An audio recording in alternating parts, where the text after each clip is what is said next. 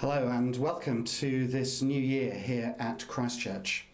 I just want to do a little recap for the teaching I'm going to be giving on Sunday the 13th of January at the 10. Hopefully you'll have seen our broader introduction to the whole term series where we explain that we're looking at a journey into wholeness. At the 10, we're going to be doing that through the lens of Ephesians. And in this first week, I just want to highlight some of the themes that Paul brings out in this great letter of his. I'm going to do that through our vision words, connect, grow, influence, and the couplets that go with them. And just invite you to spend some time this week thinking. You may only have time, say, to read the first 3 chapters of Ephesians as a group together or on your own, but that will be time well spent and well rewarded. Under Connect, we talk about meeting God and finding family. And I just want to invite you as you go through the text to look at the different things that Paul says about what it is to meet with God, not to know about him. Paul talks, he prays for the Ephesians and for us that we will know God better and better. He prays that we may know the depth and the extent of his love.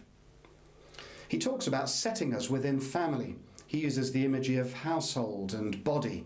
He talks about us having once been strangers and then now being brought in to the household of God. Under Grow, we talk about restoring identity and releasing purpose. And Ephesians, almost above everything else at a human level, is about recovering our true identity. Paul launches straight in, calling us saints, holy ones. List the number of things that St. Paul says about your identity. And this great phrase that he uses more in Ephesians than anywhere else, in Christ, in him. We were looking at Jesus last term and all that he did. And now Paul says that through faith in the cross, we are in Jesus. That's why we're seated in the heavenly realms with Jesus. You can look too at the way that Ephesians talks about the purpose we've been given. And I'll come back to that in future weeks.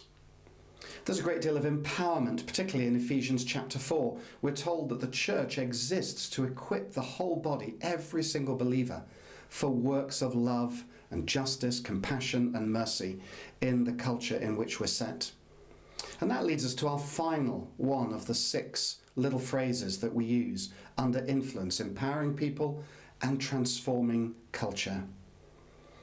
Towards the end of the book, Paul talks about the domestic reality, marriage, parenting, and talks about the workplace. It's as though Paul is directing our thoughts both to the private space and the public place. And that's a really important point to make. Because when we hear a phrase like journey into wholeness, we could imagine that it's all about navel gazing, looking at ourselves, improving ourselves. It's not to do with that at all. It's a journey which takes us from within to without. And actually one of the things I'll be saying and will be talking about over the course of this teaching series is that to be a whole follower of Jesus requires us and leads us and empowers us and enables us to be culture shapers, people who transform the world in which we're set. So welcome to what's going to be a really exciting series. I look forward to sharing it with you together.